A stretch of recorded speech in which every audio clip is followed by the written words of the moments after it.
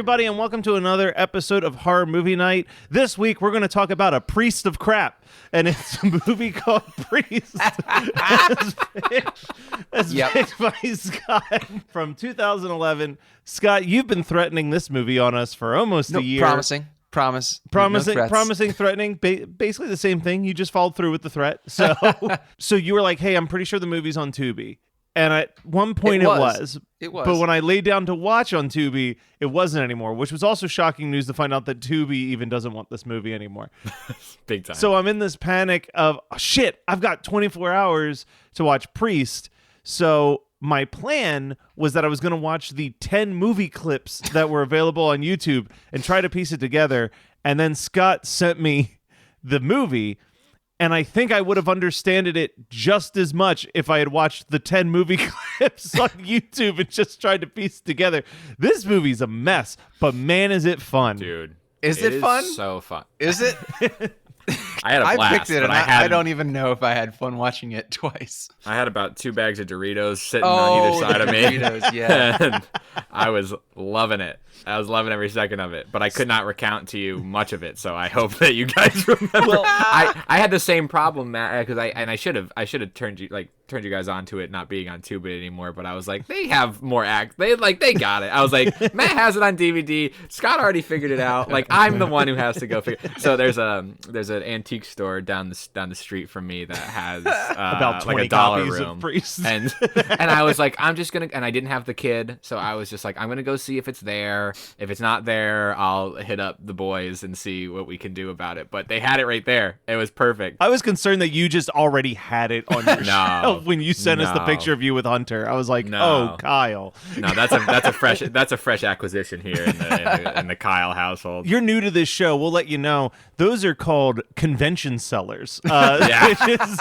the movie that you buy for like $1 somewhere to watch for the podcast with the full intention of, oh, we're going to Mania soon. Yeah, I'll bust that DVD out and put it on the table. I got this. I saw this floating around online that people like, they have little free libraries, and then but they've done a free Blockbuster. Actually, I think it started in your area. Ooh. At the time, they weren't selling like, it looks like it's like a little free library, but it looks more like a newspaper, like a plastic newspaper bin, like on the sidewalk that you would open up. But it was homemade. And so for years, I've been like, I want to do that. I have to find one of those. They're not like easy to find, like out in the trash or antique stores, right?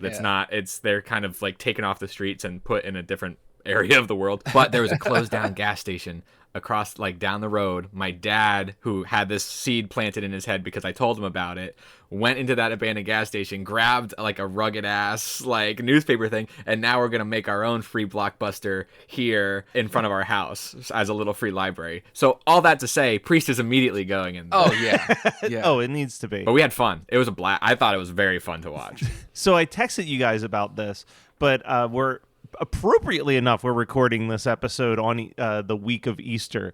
It seems just appropriate.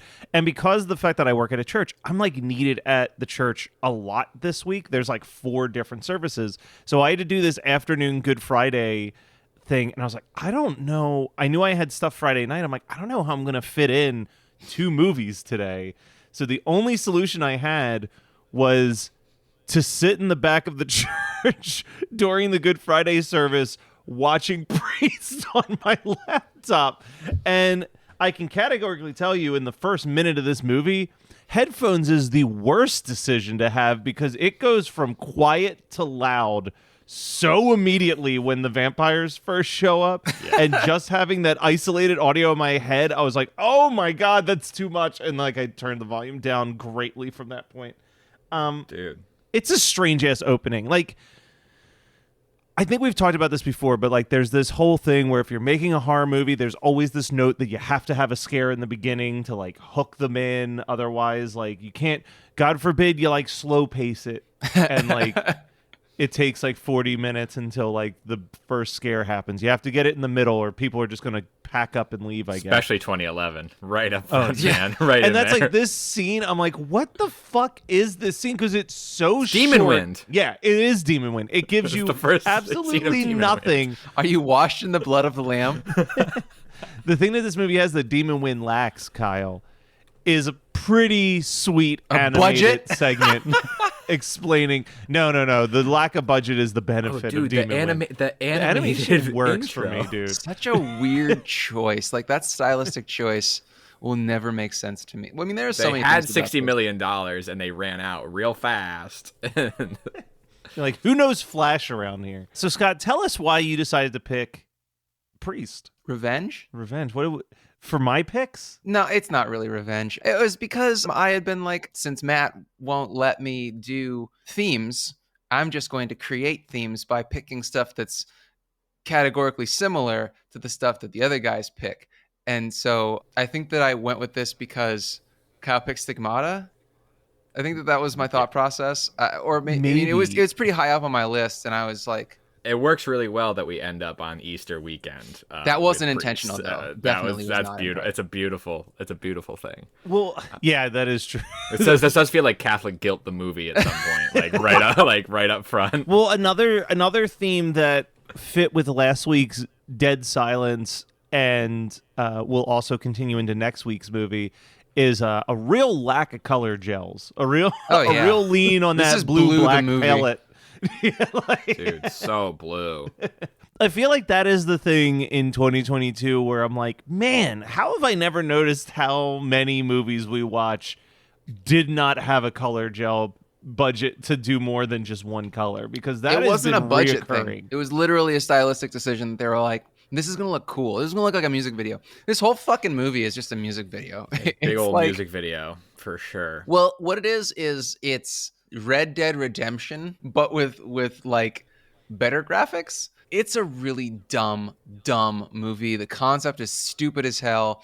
I don't know how they got Carl Urban, Paul Bettany, Maggie Q. I mean, and I guess Lily Collins. Christopher Plummer. Yeah, like they got like a lot of people in this movie to do a lot of really stupid stuff. Stupid shit. Like this movie is really dumb. I cannot overstate how fucking dumb this movie is from start to finish. Every choice is the wrong choice. That's why I picked it, because it's literally a train wreck. Like metaphorically and literally. Like it's one of those movies that I was maybe 5 to 10 minutes into this movie and I said, this has got to be based on a comic book. It feels like it, wasn't it? And it is. Okay. It is. It's based on a Korean comic book. But I was just like, yeah, like everything about this. This movie is so dumb and so complicated that it had to have had some type of pre-existing thing for anybody to go like, okay, this. Because it is like Kyle said, like it's like Catholic Guilt the movie. Like I genuinely am so confused at a movie where the heroes are priests and all of the dialogue is like, you must do this. You're a goddamn priest. You know what I mean? Like it's like this. That's also volume level. Yeah, but it's just so like, I'm like, are we supposed to be like, fuck yeah, I want to be a priest? Like, is that what our takeaway is supposed to be from this movie? Like, you get a sweet face tat. Yeah, you do. It's taking up and it's browns like shit, so it just looks like a shit cross on your forehead. It's terrible. It's a weird Ash Wednesday. Yeah, Ass Wednesday is what they call. But the weird thing for me was that like I understand that people do not like religion. Like we've talked many a time about our qualms with religion on this show. No, we've talked about my qualms with religion, not your qualms with religion. This is true. I was trying to be diplomatic. But to make a movie like this, where it's 1984 meets a vampire wasteland. Yeah. Based just have a podcast about horror movies and talk about it on it. Just find a different outlet. You don't need to spend $60 million on this, dude. It's really crazy. And I wrote the same thing. I was like, the source material has to be fucked. Yeah. Well, this has to be like, this movie to a certain extent feels like a big budget version of like some of the crap that you would get at your church library. You know what I mean? Like, I think I would like this movie more if it was like from a sincere source material. Like if you're like, oh, the guy who wrote the Left Behind series wrote this movie about how like priests are the ultimate good in the world and like the world has shunned them.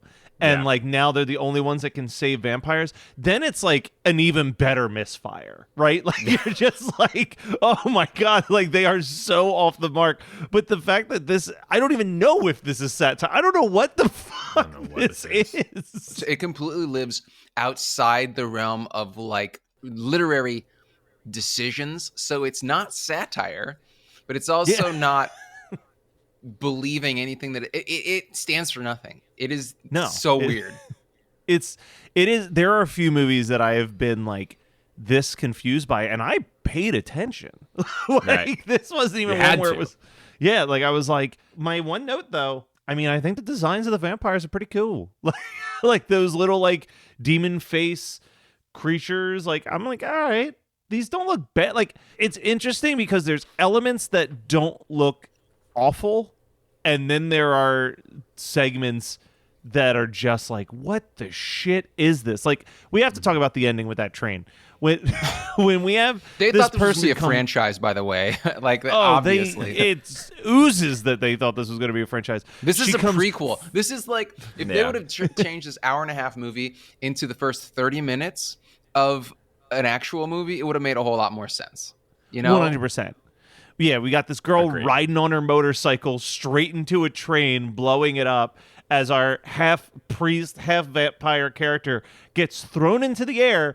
And don't think I didn't miss the subtlety movie that he throws his hands out almost exactly like Jesus on the cross before getting caught on fire. Wow, I totally didn't notice that, Matt. and I'm just like, what is this fucking movie? Like, I'm like, what are they even trying to laptop. say? Like that's What are they trying to say? What's the fucking point? I have What's no the point? clue. I agree, Scott. I don't understand any of it. like I'm super critical of religion, obviously, and even I can't be like, yeah, that's sticking it to the man. You know, like in Hellraiser Hellworld, Pinhead is like he does that. That makes sense. Yeah, right. That's what I mean. Like, if this had come from like a religious church film company, I'd be like, all right. At least I get what the movie's trying to say and failing. Right. I don't even know what it's trying to say. Is this basically Old Testament, Old West, I got it, guys. It's the Old West Testament, the Old Westament, and demons, vampires are demons, and the church is the old church, and then Carl Urban is Jesus. He's the one who's going to take away the sins of the church, of the old church. And then they kill him. Yes. Because nailed it. Paul Bettany is Judas Iscariot. That makes total sense. Yeah. And the woman on the motorcycle is Mary Magdalene. Mary Magdalene. We figured yeah, it all out. Because, in 16 minutes, we've put more thought into this movie than the entire I think time Lily Collins would be Mary Magdalene because there's a weird like sexual thing. Yeah. I don't love that. This movie is very not sexy. Speaking of, we were talking about vampires being sexy a couple weeks ago. Oh, hey, and perfect, like exactly. This totally flies in the face of that. These vampires are like this is the most unsexy vampire thing, which I don't think it's meant to be, but it just totally flies in the face of us being like vampires are, you know, the sex. They still hold true. We just don't count priest vampires in well, our and listing. Even, like these vampires, it's a fun idea, but they're not really vampires. They're more like they're more demons, or they're a creature. They're like a. I don't know. When people call vampire movies creature features, I really have to kind of scrunch my nose at it because it doesn't. They're not because I feel like creatures don't speak. Right. I hopped on the wiki page for the Priest comic book just to try to get some type of understanding of any of this. Apparently, it's been 16-volume collection of these comics. It spawned into an MMO game at one point. Dream Theater wrote an album based around the comic book series, which is unbelievable. It said specifically their song "In the Presence of Enemies" features direct quotes from the comic in the lyrics. Like the character of the priest appeared in various video games, but then I have a quote about the film adaptation. And it said that they attempted to make a prequel comic that would try to bridge the massive gap between the comic books themes and the movie's themes, but they never completed the project because it seemed too difficult. But the creator, You think? the creator did support the film, praising the visuals, but did say, I mean, they did completely miss the comics' philosophical aspects, but it's okay. Which is I got paid. It's okay. it's like, so it's like, all right. I mean, I'm never gonna read this comic, but at least it sounds like the comic had some thought put behind it versus the movie exec that was like, oh, about a priest killing some vampires. I'll greenlight that. And they're like, well, here's the source material, and he goes, fuck that shit. Truly. He had a committee write it based on the covers alone. They were like, Yeah. they Oh, just I'm looked up the covers Sure. on the internet. They didn't actually read the comic books. Yeah, that tracks. I'm gonna interject real quick because we're recording this in the morning. I'm not gonna have a beer, but I pre-purchased a beer before watching the movie because I was like, okay, priest. I'll try to find something that's like I lucked out okay with Stigmata, but I want to do something different. I only found one called Cross Reference, and there was no cross references in the movie that I remember. So this doesn't. But there was one that you missed that we discussed. So Yes, that was it. That was it. He had his cross reference at That's the end. the only one. The cross. Yeah, I totally missed that too. Yeah, But that's see, what- I like that parallel thinking. That's some good stuff. That's all I like had. it. That's all I had. But yeah, one of the- it's 9:30 a.m. and it's a kettle sour, so I'm gonna pass on that for my That's stomach. not a breakfast. No, it's not a breakfast beer. Yes, someone doing the Jesus pose. It's one of the many things this movie has in common with should've Hellraiser ended 3, Jesus. Hell on Earth, Should have blasted Jesus Christ pose on the credit sequence. Just or even your own personal Jesus. Any of them. I'd be happy any with of it. them. You got options, guys. What's up, everybody? This is Brian here to tell you about our podcast, Bingetown TV. Our hosts include 7 best friends with a love for all things television. We cover a range of genres with a focus on fantasy and sci-fi, but also dip our feet into drama, horror, comedy, and pretty much anything we think is good television. We use the traditional deep dive formula for new live shows that are released week to week, but our calling card is our Rooks and Vets and Pitchtown TV series. Rooks and Vets pairs 2 of our hosts that have seen a show with 2 of our hosts that have not seen a show. Pitchtown TV is when we have a special guest pitch us a show by having us watch the pilot and trying to convince us to watch the rest. If you're craving more content on some of your favorite TV shows, then you should listen to Bingetown TV. Find us on our website at bingetowntv.com, the Apple Podcast app, Spotify, or wherever else you may find your podcasts. Scott, this was your pick.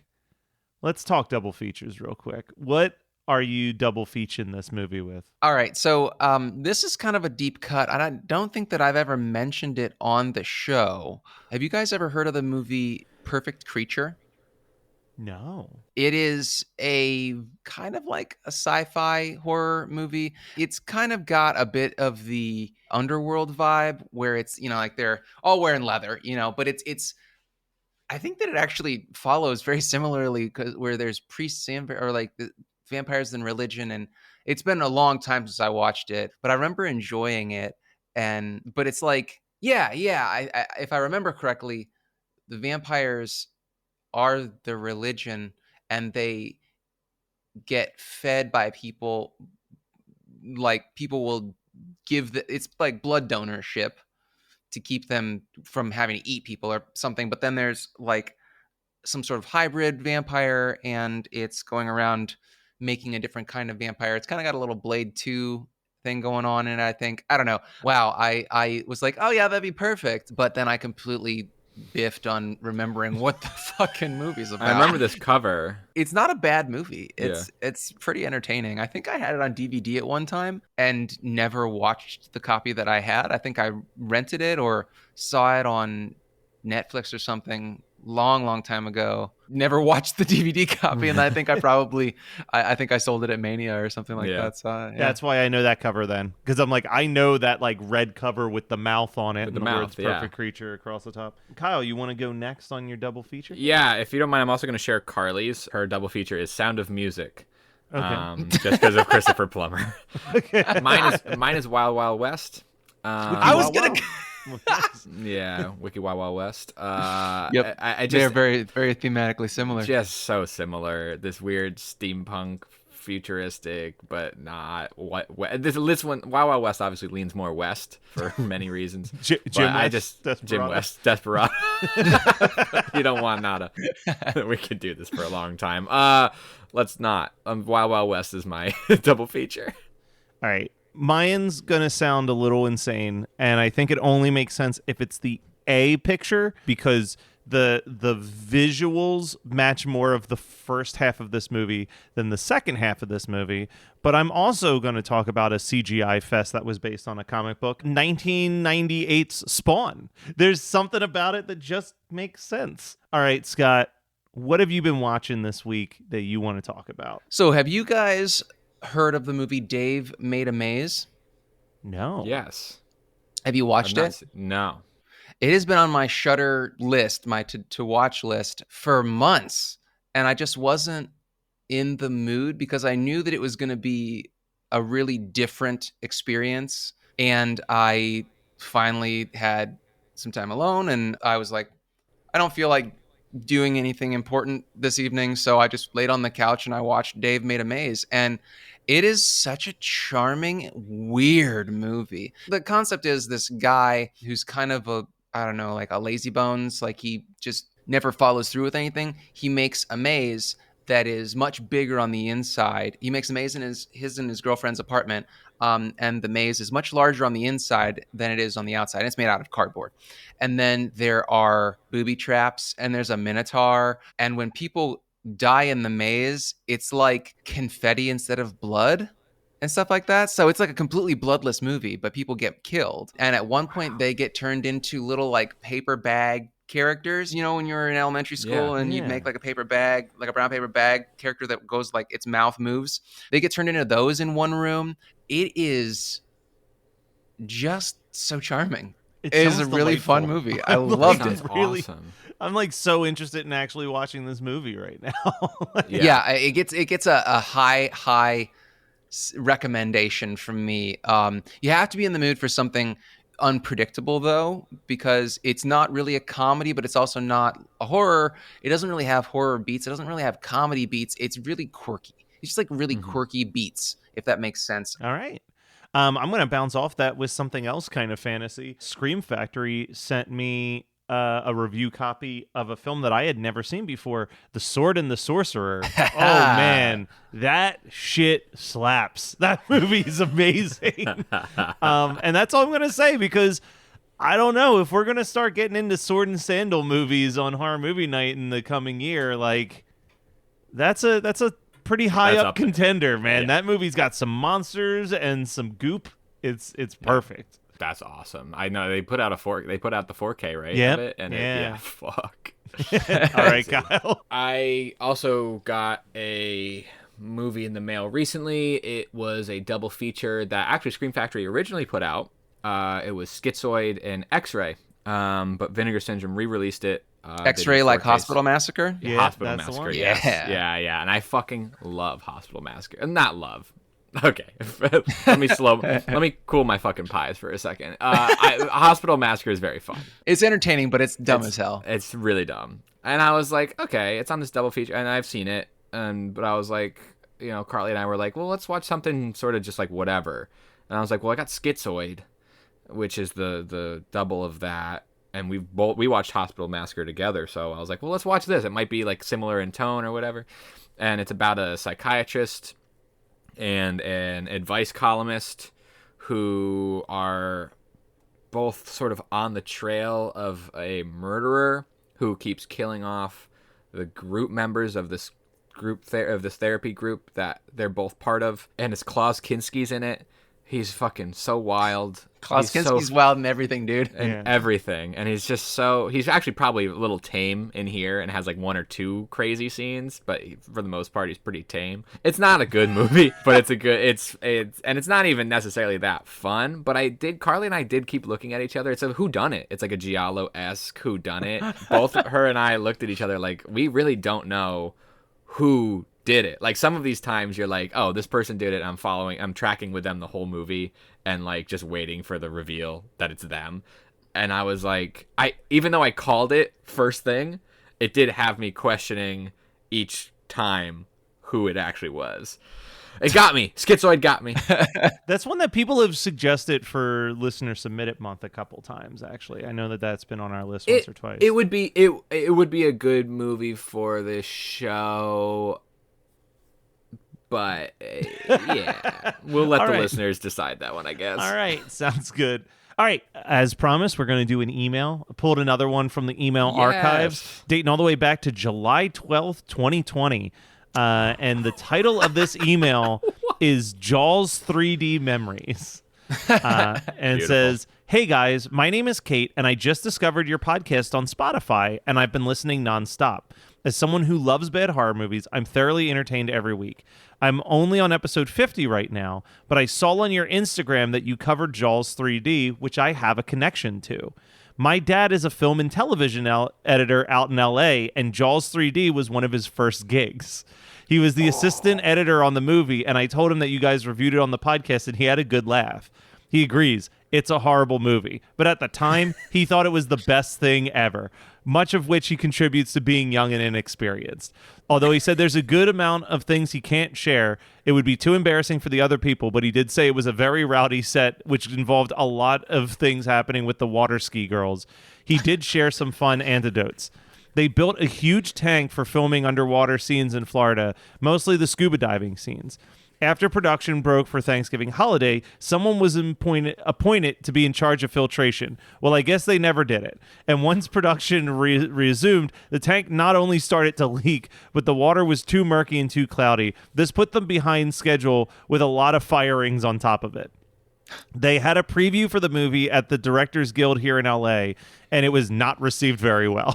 My dad was up in the booth where the film was being projected and saw the audience screaming and waving their hands down below. He thought something was wrong with the picture, but when he ran down, he saw that everyone was just laughing and booing at the picture. Universal decided not to release any previews for the movie because they realized how bad it was, but they did make a decent amount of money despite the horrible reviews. He's definitely moved on to more sustainable projects since then, but he has a great sense of humor and fondness for Jaws 3D. He works a lot with David Lynch, so if you guys ever review Blue Velvet, I'm sure that there's plenty of good stuff that he can share about that. Also, if you guys ever happen to be out in LA around October, I can connect you with some Hollywood Horror Nights VIP passes. I work with the Universal Events team, and it's a must-do at least once in your life. Take care and look forward to continuing the podcast. Love, Kate." Aw, Kate, if you're still listening, Blue Velvet's my favorite movie, and I would love to hear more. Are you? I can categorically tell so you much Kate sense still about you, listens though. because her and I actually became really good friends talking about Jaws 3D. Oh, good. So we text from time. She might actually come in. She was thinking about coming and visiting sometime in June. Maybe I'll be like, come out June 4th and join us for the live stream event for the week. That'd be fantastic. Very We could watch cool. Blue Yeah. Velvet. Yeah. Dude, yeah. You know, that's that's a- how pleaser that's a that Blue fucking- Velvet is. Do you guys just want to change it to a David Lynch fest and just do Blue Velvet, Mulholland Drive, and Inland Empire? I think that'll fill the whole 12 hours. Man. And can you imagine how much Doritos, how many bags of Doritos we would need for that? Would be drowning. Like, I don't even love Doritos. I don't even want to partake in Doritos, but I would need to survive. I'll just get you you just need the right flavor, that's all.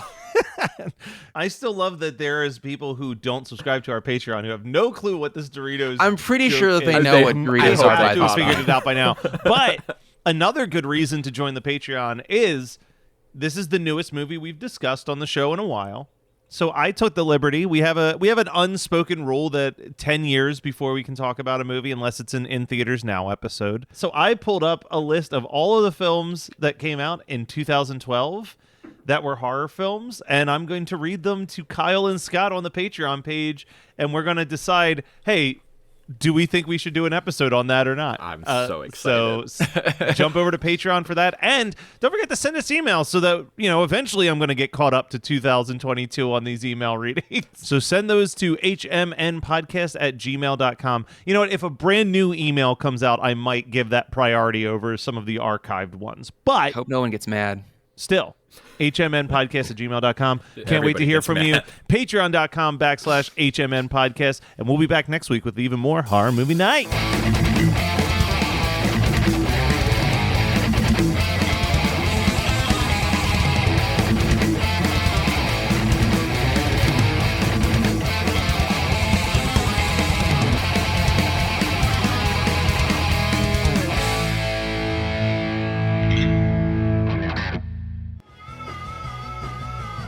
You're listening to the Geekscape Network.